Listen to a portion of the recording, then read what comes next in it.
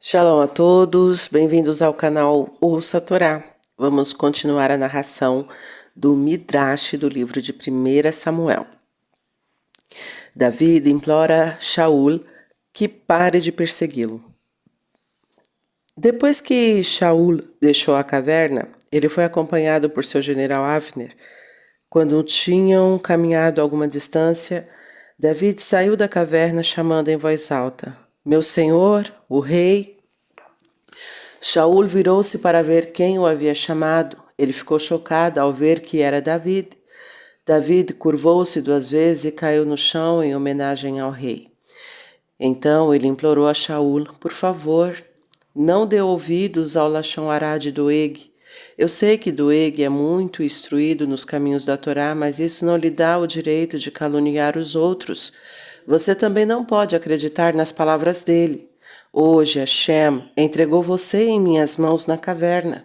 Meus homens pediram que eu o matasse, e eu tinha o direito de fazê-lo porque você está atrás de minha vida. Mas eu tive misericórdia de você, meu sogro. Eu não me rebelaria contra você mais do que me rebelaria contra meu próprio pai. Além do mais, você é o rei ungido por Hashem. Como prova de que estou dizendo a verdade, veja o que tenho na mão. É um canto do seu casaco. Admitam a verdade, Shaul e Avner. Agora está claro que não estou planejando fazer mal a você, Shaul. Quando tirei a espada de Goliat e quando Ahimelech consultou Urim Vetumim para mim, também não tive más intenções contra você. Por que você quer me matar? Que Hashem julgue entre vocês, Shaul e Avner e eu. Ele certamente punirá vocês dois, mas não pelas minhas mãos, pois a Torá nos diz que um perverso é punido por outro rachá. As palavras de David se tornaram realidade depois que Shaul foi morto em uma guerra contra os Pelistim e Avner foi morto pelo general Yoav. David concluiu: "Não é honroso para você, Shaul, me perseguir de um lugar para outro como se eu fosse uma pulga que sempre escapa de você. Se você me permitisse, eu seria seu servo fiel. Sinto-me como um cachorro morto, ofereço-lhe meus serviços leais e você nem aprecia. Que Hashem julgue entre nós, que ele veja meu sofrimento e me salve de suas mãos." Shaul respondeu: "Esta é realmente sua voz, meu filho David. Você parece tão humilde e contrito." Shaul se referiu a David como seu filho, porque ele era seu genro, e também porque David o tratara com misericórdia, como um filho trataria um pai. Nesse ponto, Shaul começou a chorar. Nós não sabemos o porquê. Talvez Shaul finalmente tenha se arrependido de ter perseguido David. Talvez ele também tenha se arrependido de ter matado os Coanim de Nov. Shaul admitiu: "Você é um tzadik maior do que eu. Se você tivesse caído em minhas mãos, eu não teria agido com tanta compaixão. Você retribuiu minha crueldade com misericórdia. É raro, de fato, alguém permitir que seu inimigo capturado saia ileso. Que Hashem o recompense por essa grande bondade que você me mostrou hoje. Agora eu tenho certeza de que você está destinado a governar e que sua realeza irá perdurar." Pergunta: como Shaul soube com certeza após esse incidente que David se tornaria o próximo rei judeu? Respostas. Primeiro, Shaul percebeu quão humilde David era e que ele controlava seu Yetzer Hará. Isso o tornava adequado para a realeza. 2. O profeta Shemuel já havia dito a Shaul: "A pessoa que será o próximo rei um dia arrancará um pedaço do seu casaco." Este sinal agora se tornou realidade. Shaul disse a David: "Por favor, jure para mim que quando você governar não exterminará meus descendentes." Os reis costumavam fazer isso com os descendentes de seus inimigos. David jurou. Shaul foi embora com suas tropas. David não confiava no rei, apesar de suas ternas palavras e lágrimas. Ele disse a seus homens para acompanhá-lo até um castelo fortificado no topo de uma montanha, onde estariam a salvo de um ataque surpresa. David estava certo em sua decisão? Infelizmente, ele estava. Assim que Shaul ficou fora do alcance dos ouvidos de David, Avner e os outros ministros falaram novamente Lashon Hará sobre David. Que traidor e rebelde ele é, eles reclamaram. Shaul protestou. Como vocês se atrevem a falar assim dele? Ele me mostrou o canto do meu casaco em suas próprias mãos. Ele te fez de bobo, riu o general Avner. Você realmente acredita que ele arrancou isso de você? Provavelmente foi arrancado por alguns espinhos. Depois David o encontrou e inventou toda essa história. Avner foi culpado de um grande pecado, pois impediu Shaul de fazer as pazes com David. Ele deveria ter dito a Shaul: que tzadik é esse David? Ele teve a chance de matá-lo, mas controlou seus impulsos para poupar sua vida. O pecado de Avner foi uma das razões de sua morte por assassinato precocemente. Os outros servos de Shaul se uniram à artimanha de Avner. Você realmente acredita que David deixou você viver porque ele é um tzadik? Desafiaram Shaul. O que você acha? Claro que ele não se atreveu a matá-lo. Ele sabia muito bem que nós o cortaríamos em pedaços se ele o machucasse de alguma maneira. Shaul não tinha certeza e ficou instável. Todo o Lashon Hará que ele ouviu surtiu efeito. Ele logo mudou de ideia. Mais uma vez ele acreditava que David era um traidor. A perseguição começou mais uma vez. Os servos de David vêm para Naval. Naquela época, o grande profeta Shmuel morreu aos 52 anos. Ele foi enterrado em sua cidade natal, Ramá. Bnei Israel se reuniram lá para lamentar por ele. Depois, todos voltaram para casa, onde continuaram de luto. Como Shmuel viajou para todas as cidades de Eretz Israel para julgar o povo, ele foi recompensado midá keneged midá, com todos os lamentando por ele em cada cidade depois que ele faleceu. Após a morte deste grande líder, David e seus homens se mudaram das altas rochas no deserto de Maon para o deserto de Paran, no sul de Eretz Israel. David não temia mais Shaul. Ele sabia que sem o Zerut de Shmuel, o governo de Shaul não duraria muito mais. De fato, Shaul morreu 7 meses depois de Shmuel. Seguimos a explicação de Kliakar Metsudat David. Por outro lado, explica que David agora se mudou para o deserto de Paran porque as pessoas que passavam pelo seu antigo esconderijo em seu caminho para lamentar por Shmuel poderiam notá-lo. O Midrash Kohelet Rabbah 7.4 tem uma versão que diz que David ignorou seu perigo pessoal e viajou para Aramá para assistir ao enterro de Shmuel.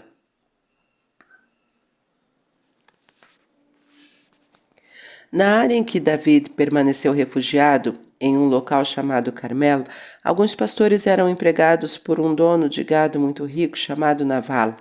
Seus rebanhos eram enormes, com cerca de 3.000 ovelhas e 1.000 cabras.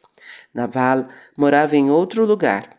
Ele era conhecido como Urachá, avarento e obstinado, apesar de ser descendente da nobre família de Caleb, da Shevet Yehudá. De fato, o nome Naval significa uma pessoa pobre. E pode realmente ter sido um apelido. O perverso Naval era casado com uma esposa justa, que se chamava Abigail.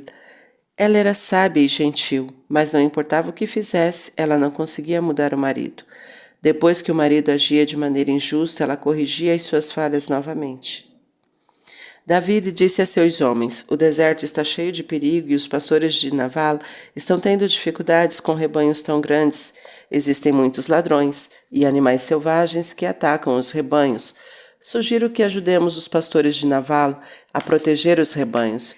Os seguidores de David obedeceram e ajudaram a garantir a segurança dos animais de Naval. Na época da morte de Shmuel, um pouco antes de Rosh Hashanah, a lã das ovelhas de Naval tinha crescido muito e daria bons e grossos casacos. Era necessário cortá-la, e essa ocasião era geralmente comemorada com uma festa. Uma vez que todos os Bnei Israel estavam enlutados por Shmuel, não era apropriado dar festas naquele momento específico, mas Naval insistiu em comemorar. Ele não deixaria nada estragar sua festa. Ele instruiu seus servos: vamos fazer uma grande festa, preparem muita comida. Houve tanta agitação nos preparativos que até David, num deserto distante, ouviu falar sobre ela. Conseguir comida para as suas tropas e suas famílias era um problema constante para David. Seus homens não ousavam entrar em cidades habitadas por medo de serem presos pelos soldados de Shaul.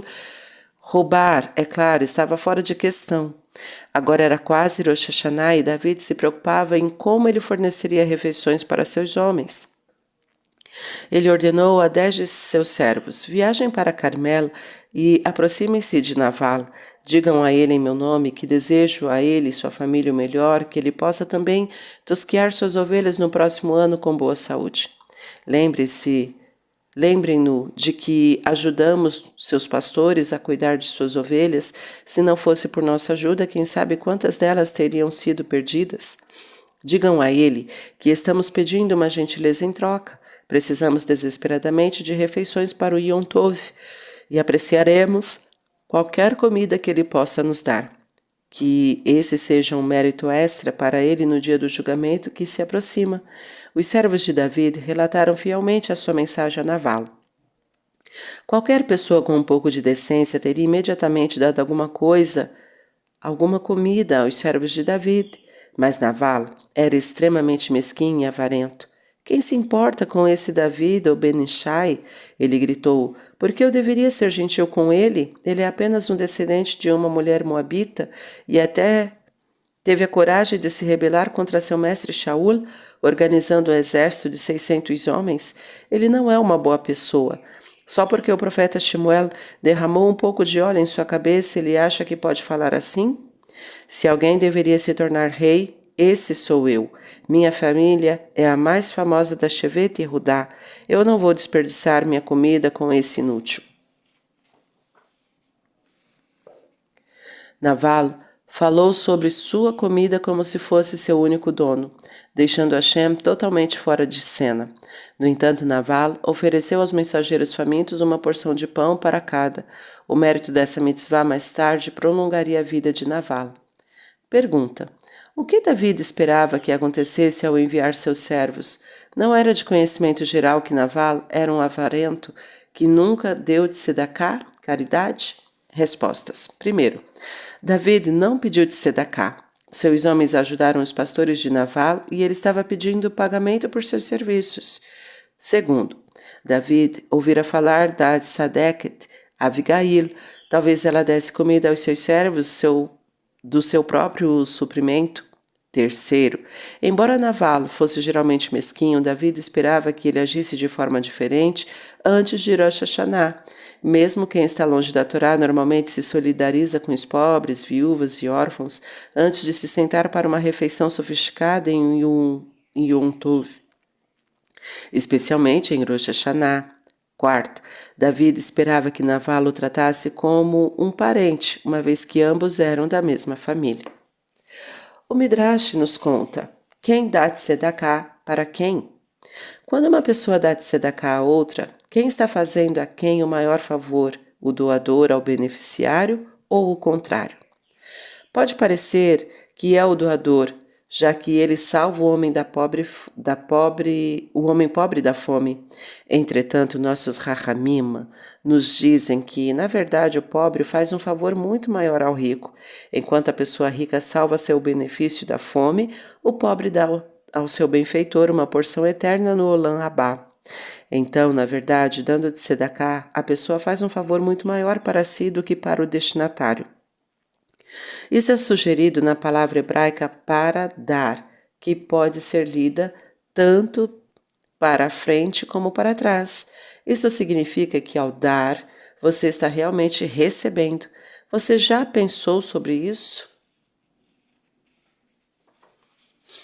Foi decretado no céu que Naval morreria porque ele era muito mau e se entregava a muitos dos piores tipos de pecados.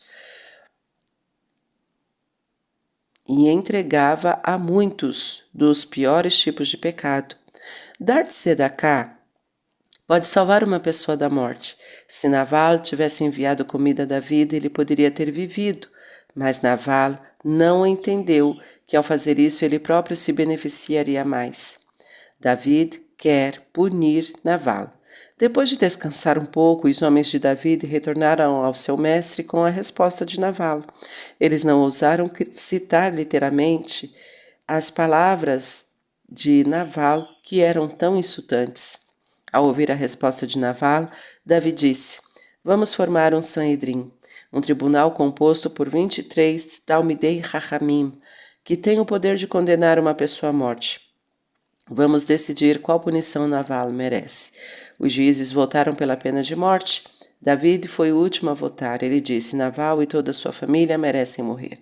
Fui anunciado como rei, e quem insulta o rei judeu merece a pena de morte.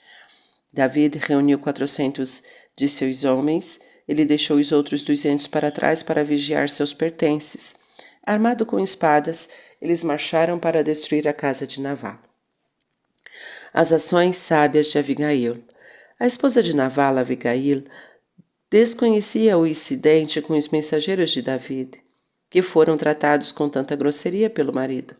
Mas um de seus servos foi suficientemente inteligente para perceber que ela deveria ser informada. Ele contou tudo o que havia acontecido e acrescentando que David estava no momento se preparando para destruir toda a casa de Navalo. Abigail entendeu que deveria agir rapidamente. Ela levou 200 pães, 2 recipientes de vinho, carne de 5 ovelhas cozida e 5 medidas de grãos torrados, 100 pacotes de passas e 200 correntes de figo seco. Como Abigail se permitiu doar os bens de seu marido sem o conhecimento dele? Talvez ela sentisse que a situação era de pikuar nefesh, perigo de vida, e nesse caso sua ação era permitida. Sefer Hassidim, parte 315, explica que Abigail levou o que era de sua propriedade pessoal e não do marido. Na verdade, isso não era carne suficiente para alimentar 600 homens e suas famílias, mas Abigail não queria perder um tempo precioso matando mais ovelhas e cozinhando sua carne. Além disso, ela queria evitar que o marido descobrisse o que ela estava fazendo, portanto, quanto menos e mais rápido trabalhasse, melhor. Por isso, ela só pegou produtos prontamente disponíveis. Ela colocou a comida em vários burros para fazer o presente parecer grande e impressionante. Ela ordenou a seus servos: por favor, vão à minha frente e apresentem a Davi este presente. Ela queria que Davi visse a comida antes de falar com ele, para que ele ficasse mais disposto a concordar com seu pedido. Se Navalo tivesse notado Abigail partir com toda essa comida, ele teria assumido que ela estava levando para uma de suas equipes de tosquias de ovelha. Abigail e David se encontraram em um vale. Ela desceu com seu grupo em um lado da montanha e David com seus homens desceram do outro.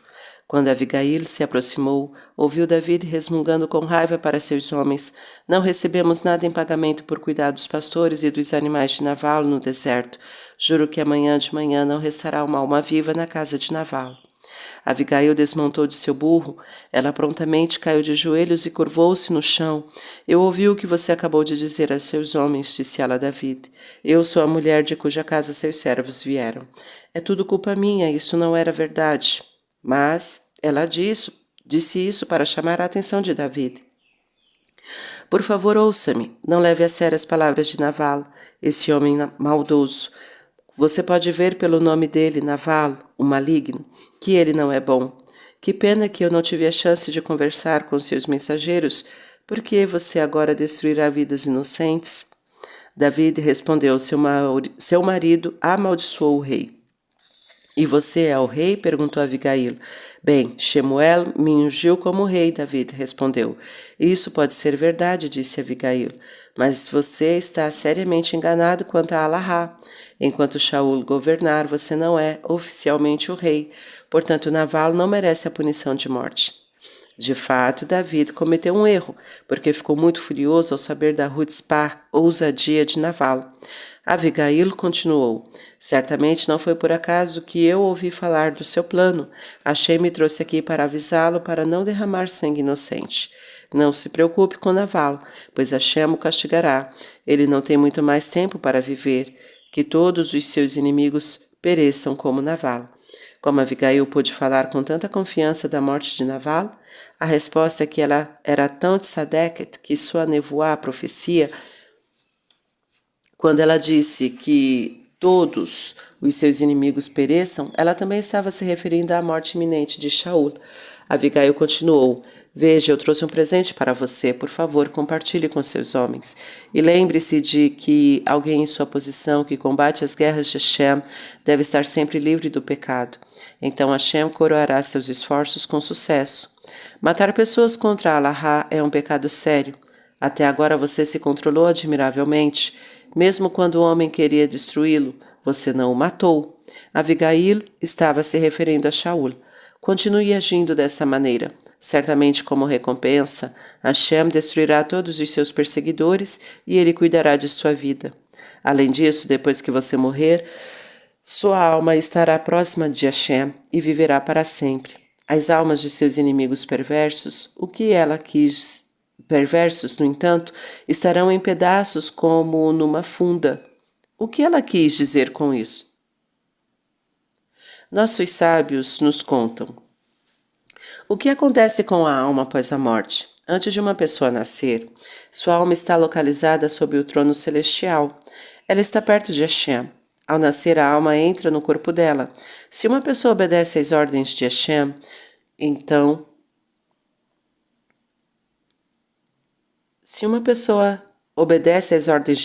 então quando ela morre, sua alma voa de volta para Hashem.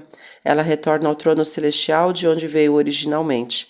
Lá ela viverá até a época de Mashiach, quando haverá Tehiat Ametim, a ressurreição dos mortos, e a alma voltará novamente ao corpo que habitou. O que acontece com a alma de um Rashá, uma pessoa perversa que propositalmente ignorou os mandamentos de Hashem durante sua vida na terra? Essa alma também anseia por estar sob o trono celestial onde ela pertence. No entanto, como ficou suja por meio de pecados, não poderá ficar lá em cima. Os anjos, portanto, tomam posse dela, por assim dizer, e a lançam nas profundezas do Gueinom. Isso é muito doloroso para a alma. No Gueinom, ela é purificada. Uma vez que a alma se originou do mundo superior, ela anseia por voltar para lá e é atraída novamente. Se ainda não estiver suficientemente pura, novamente lançada para baixo, esta ação de subir e descer continua até que a alma tenha sido completamente limpa e purificada. Em sua grande misericórdia, Hashem garante que finalmente toda alma se purificará e retornará a ele. Um ponto interessante a ser observado é que as almas dos tzadikim também não descansam após sua morte. Elas são continuamente puxadas para cima, mas para eles esse é o maior prazer e alegria que se possa imaginar. Eles estão constantemente sendo atraídos para mais perto da Shekhinah, como recompensa por terem estudado a Torá e se esforçado para subir cada vez mais alto enquanto estavam vivos. Ao escrever o nome de uma pessoa falecida, às vezes adicionamos as letras Tav, Nun, Tzadik, Beit e Rei. Isso significa uma abreviação de que sua alma esteja ligada à corrente da vida. Isso significa que a alma descanse sob o trono celestial. Abigail disse essas palavras a David, conforme Shemuel 1, 25-29. Abigail tinha algo a mais para dizer a David. Você será o rei judeu em breve. Imagine como será embaraçoso que as pessoas digam: nosso rei tem o péssimo hábito de matar pessoas por vingança pelas coisas que fizeram contra ele. Bnei Israel protestarão contra seu veredito quando você se tornar seu juiz e alegar que alguém é culpado. Um dia você irá me agradecer por este conselho sincero. David percebeu que Abigail estava certa. Ela realmente cometeu um erro.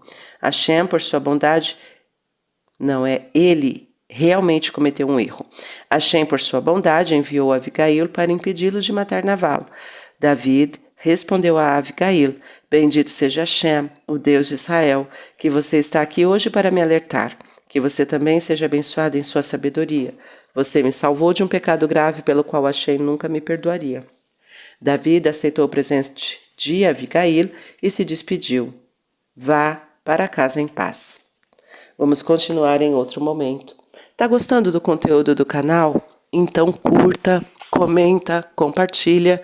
Se ainda não é inscrito, se inscreve, ativa o sininho e fica por dentro das novidades. Shalom a todos.